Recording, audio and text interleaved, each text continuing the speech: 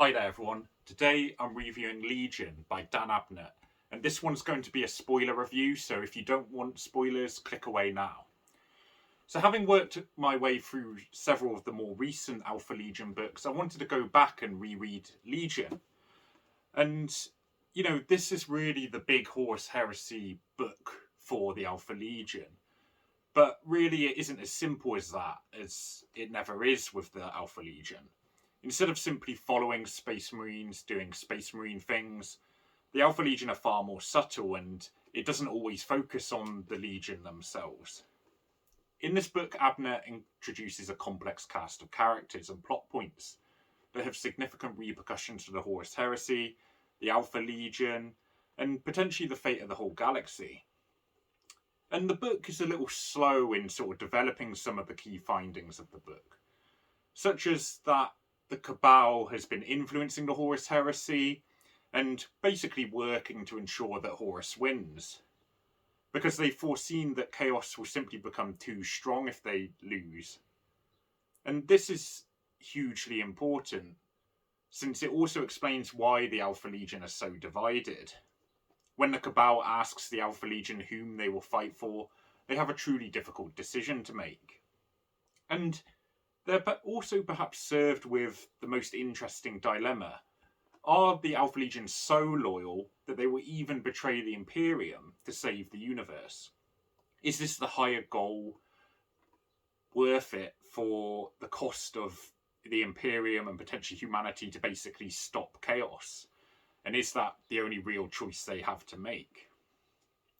But by the time the book reaches this apogee, we have had to navigate through several hundred pages of what's going on the planet of Nerth. John Grammaticus, Lord Commander Namak Jira, Sonica, Hurtado Bronzi, they all offer an interesting cast of different personalities. The plot does get rather messy though, and if you listen to the audiobook you may find it difficult to keep up. For example, when Hurtado Bronzi gets taken to the desert, it's heavily implied that he might get killed there, and he's really expecting that. But of course he does not. Or alternatively, if you're kind of looking to understand where characters are taking on disguises, it might require paying some attention compared to the usual Warhammer book. Part of the reason Legion tends to be so divisive is because it stands out. And it doesn't take the usual approach of object that the protagonists want, impending threat, defeat, and big battle. Instead, it weaves through plenty of these character and plot story arcs, and the characters' confusion, determination, and machinations culminating in the meeting of John Grammaticus with the Alpha Legion. Some people may find it a bit of a chore at times, and it's as if you want to tell them that the wait is well worth it. Unless perhaps you watch a spoiler review and know about the revelations already. Nevertheless, it is important for books like this to push the bar a little. It sometimes fails in doing that. Personally, I've always found John Grammaticus quite an irritating character. He erratically jumps between perpetual gifted to seemingly idiotic or arrogant a lot of the time. Part of him is that he's struggling with the immensity of what he's dealing with and caught up in, but it often isn't balanced out with real motivation for him to do what he's doing. And I think some books have explored that, where he's kind of questioning, oh, should I really do this? But we're never really given enough sort of justification. I mean, he knows the stakes, but he always carries this air of, oh, I don't really care, like, why am I doing this? And then it's never really answered with an answer. Similarly, in this book, one could question the readiness of the Primarchs and the Alpha Legion to suddenly listen to Xenos, who just tell them to compromise all of their beliefs, loyalties, and purpose up till this point, and to turn against all that simply by being shown a vision, especially by enemies, essentially. No matter how real it feels to the Alpha Legion, I think more groundwork needed to be laid for this to be such a crucial decision that they just listen to. And, sufficient for them to begin acting against the Imperium. In fact, in Alfarius, Head of the Hydra, and albeit that is a book that was written much later than this, Alfarius is, if anything, sceptical in most situations. Yet in this one, he almost instantly agrees to compromising all of his belief, of his purpose, because of a Xenos vision that's just been given to him. And to my mind, although it does get exciting around these parts and these kind of revelations, there isn't really enough justification for that decision. And part of this is that it can be a problem to have so many different writers and characters and factions written by different authors. If factions are going to have such strong and polarised opinions and beliefs, it's also necessary to give Ironcast reasons why they may switch sides or go against everything they've done up to that moment. And if different writers are to write them, there needs to be certain consistencies, or at least justification to be given for changes, say in personality or decision making. Another strange decision of the Horus Heresy series is how little the Cabal pops up. The Cabal and the Perpetual storyline seem to be given plenty of gravitas at certain points, but then they also seem to jump in and out in terms of importance. I think the Horus Heresy has a challenge in telling so many stories that are kind of related, but they're also individual at the same time.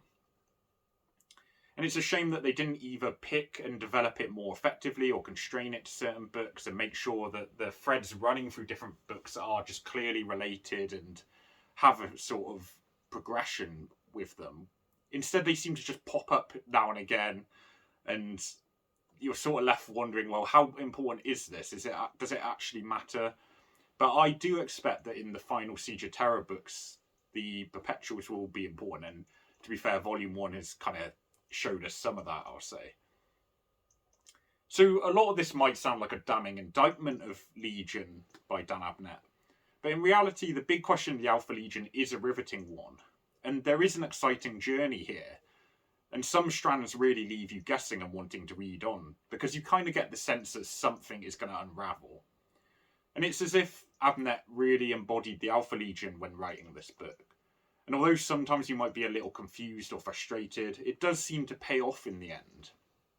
This is why it's so divisive, though. It is written in a unique way. But undeniably, characters like Sonika, Hurtado Bronzi are really likeable and interesting, and contrast against the stern, cold determination of Namat Jira. You really feel for these Imperial soldiers caught up in strands that they're not really equipped to deal with, especially when the Lucifer Blacks start showing up. But some, like Hurtado Bronzi, you can tell are curious, and they really do like stepping where they're not supposed to. And this fits perfectly into becoming a pawn for the Alpha Legion, as ends up happening. Abnett remains a brilliant writer. He's really great at writing dialogue, at describing settings, and making everything feel very Warhammer. He pushes the bar, and sometimes it doesn't pay off, but his books almost always set a high standard of pushing these boundaries. And in some ways it does pay off. The book really keeps you guessing and wanting to read on. And I think it does work despite its flaws. You have to suspend your disbelief as some of the decision making and seeming lack of incentive, and it will turn some off. But I remember reading it for the first time, the revelations about the Cabal and the Alpha Legion, and although it's flawed, it still felt massive. And rereading for the second time, you still feel some awe at some of the moments in this book. So in terms of final score, despite its flaws, Legion simultaneously illustrates the brilliance of Warhammer, the Horus Heresy, but also some of its folly. It has great, interesting characters. Some are lovable, some less so. And plot points or factions like the Cabal carry gravitas and a sense of scale at times, which aren't always fully capitalised on, but interesting nevertheless. So Legion is a book that sticks with you. I'm giving this one 8 out of 10. I do think it's one of the ones that stands out in the Horus Heresy for some good reasons, some not, but it's definitely unique and it's well worth a read, I think. So thanks for watching. I'm reviewing plenty of Warhammer books at the moment, and I will switch to other genres in due course. So like and subscribe, and thanks for watching.